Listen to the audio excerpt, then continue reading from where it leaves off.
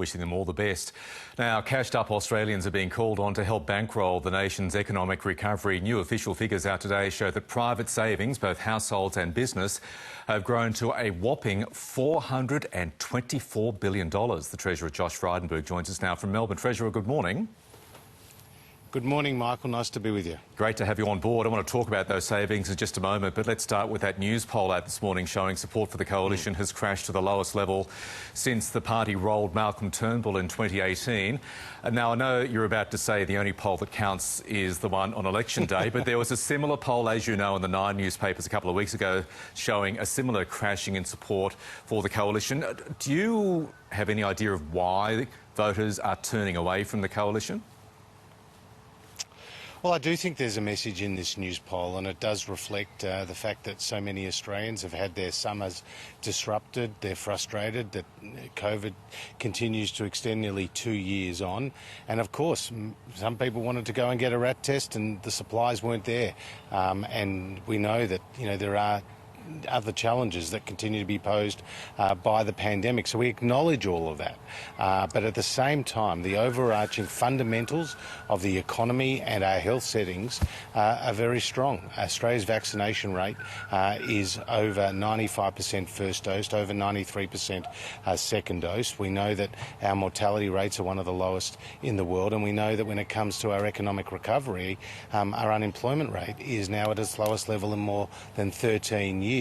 So we've got to look through some of the current challenges that we face and look to the rest of the year with confidence and hope, knowing that we are well placed. You've only got 4 months, though, to the election, and voters have been hearing your message, certainly on the economy, for weeks now, but they're still, according to this poll, they're not buying what you're selling. That's a worry, isn't it? Well, as you just said, polls will come and go, and we know that there is still a number of months to the next election, and the Australian people will make their decision then and there after what will be, no doubt, a hard-fought campaign. But many political obituaries were written ahead of the 2019 election, and many false prophecies were made by those in the media, dare I say it, and our political opponents, and they turned out to be wrong. So no one should get ahead of themselves. We know what needs to be done. We have an economic plan that we're rolling out, and some of those numbers where we see people going into work, 1.7 million more Australians in work today than compared to when the coalition came to government, including 1 million more women, is something to celebrate, but something not to be complacent about either. OK, just one more question on the poll before we move to these new figures. Support for Scott Morrison has fallen. Anthony Albanese, the opposition leader, is on the verge of overtaking him as the preferred Prime Minister in news poll stakes. It wasn't too long ago that the Prime Minister enjoyed a double-digit lead on this front. Is Scott Morrison the best person to lead the coalition to the election? Yes, he is. He will be the first Prime Minister since John Howard to serve a full term and to go to an election. Australians know that he is working hard every day to deliver the best health and economic outcomes. Now, of course, he's been subject to some pretty hard personal attacks, and obviously that's taken its toll. But I know he is very resilient, and I know he's also very focused to work hard for the Australian people. I asked that question because, as our viewers know, the Liberal Party has a pretty brutal history about dispatching leaders who aren't working for them. So his job is safe, is what you're saying? Yes, I am. OK. Let's turn to those figures. $424 billion, that includes households and business. I want to focus on households. They've saved all this money. But do you fear that instead of spending it, households are seeing these messages that the Reserve Bank might start to be raising official interest rates sometime sooner rather than later, and may choose, for instance, to pay down debt instead of go out and spend and help revive the economy?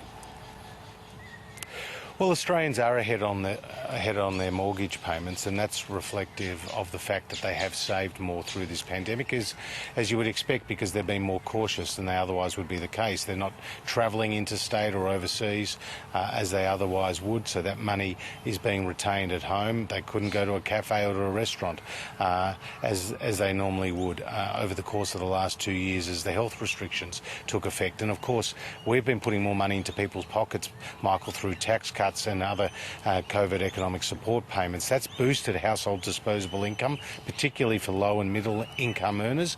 That money will be spent, and that is a war chest that will help underpin the economic recovery. Matt Keane, the New South Wales Treasurer, as you know, isn't too happy about the federal government not stumping up support for the new JobSaver announcement yesterday. That's the sort of friendly fire you really can't deal with, can you, this close to the election? What do you say to him? Well, South Australia announced a small business support package just yesterday, and they didn't come to the Commonwealth asking for a 50-50 split. They just did it themselves, and we welcome their announcement, and we also welcome New South Wales investing in their own particular economic response. But the Commonwealth has done the bulk of the heavy lifting, Michael, when it comes to the economic support packages. We've delivered into New South Wales alone more than $63 billion, and currently we also have emergency economic support with the COVID disaster payment, which provides up to $750 a week for people who are a designated close contact or they have the virus and they're forced to isolate, and that's gone to more than 200,000 people in New South Wales, and the Commonwealth picked up 100% of that bill. We're also providing to small business a loan guarantee scheme with loans of up to $5 million, and we enable small businesses to go to the tax office and get a cash refund if they've incurred a loss against the taxes that they previously paid, and that's called a loss carryback scheme. So we've got measures in place to support households and businesses, but we can't fund every program that a state government comes up with. They've got their responsibilities, we've got ours, and we'll continue to meet our obligations. OK, so that's it. No more support. Looking forward to, for that matter, any state or territory asking for financial help to deal with pandemic-related issues. Well, Michael, we're moving to more normalised settings. Omicron is less severe. We don't have 13 million Australians in lockdown today like we did with Delta. And people are continuing to spend. Yes, some spending came off in the January period. Yes, there are pressures on our health system. Yes, there's pressures on supply chains. And yes, there's pressures on cost of living. But at the same time, the fundamentals of the economy are sound. We're seeing the recovery gain momentum. And I'm very confident about the rest of the year. I see the glass is very much more than half full. And finally, schools back certainly across Melbourne, Victoria today. As a parent, that makes me very happy. I know you're a parent of young kids as well. What has the federal government been told about the expected spike in cases once we have this increased movement with kids going to and from schools?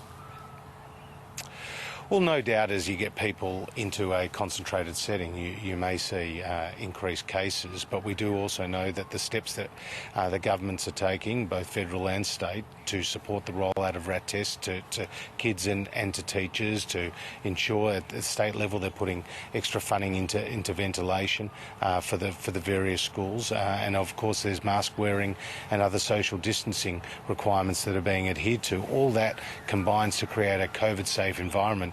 And you know, Michael, how important it is for our kids to get back into the classroom. They had to spend time in Victoria, more than a year out of that classroom, and that impacted on their mental health, that impacted on their educational development, and also on their personal development and their social development, as they couldn't catch up with their schoolmates or be face-to-face with their teachers. So we do need to see the kids back at school. That's what their medical health experts have told us, and that is why we're taking steps to encourage parents to send their kids back to school and to make that the best possible and safe experience for those kids. Let's hope it all goes well. Treasurer, thanks for joining us this morning. Thank you.